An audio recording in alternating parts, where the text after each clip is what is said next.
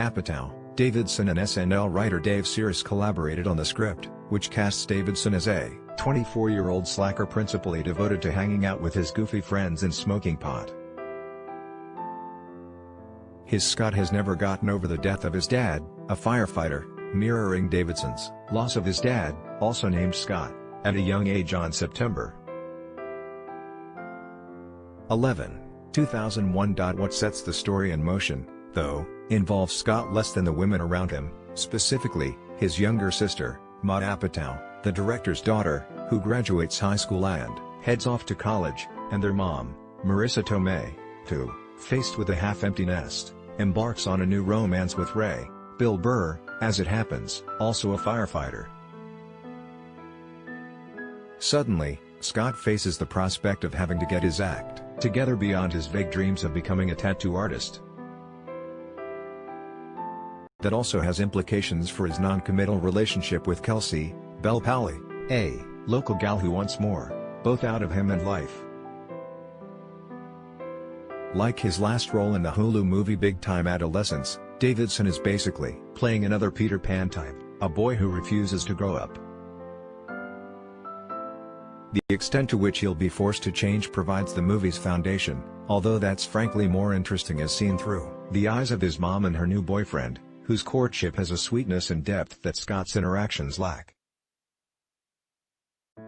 Ray tries to be a good soldier by bonding with Scott, introducing him to his firefighter buddies, a group that includes a veteran leader played by Steve Buscemi. It's around here, though, where King of Staten Island begins to telegraph sappier qualities that are characteristic of Apatow's films, which tend to mix blunt comedy, a double entendre, that, with warm and fuzzy flourishes.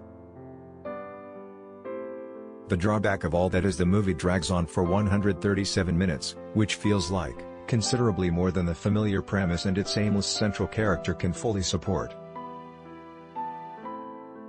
That's despite the able supporting lineup, which in addition to fine work by Tomei and Burr features Pamela Adlon, Better Things, as Ray's feisty ex-wife. Davidson himself, of course, found a more lucrative outlet for his talents than Scott pursues, but other wrinkles, from battling depression to growing up with a widowed mom, hew pretty closely to his well-documented biography. Plenty of SNL stars have made the jump to movies, and this conspicuously feels like a test of Davidson's appeal, in a vehicle tailor-made for him. We'll never know if the Davidson-Apatow combination, given the latter's track record with comedic talent like Steve Carell, the 40-year-old virgin, and Amy Schumer, Trainwreck, would have enticed people to theaters, which was to have been the movie's destination before coronavirus. As is, it's at best an okay way to hunker down at home if you're feeling as unmotivated as its protagonist and have nothing better to do for a few hours.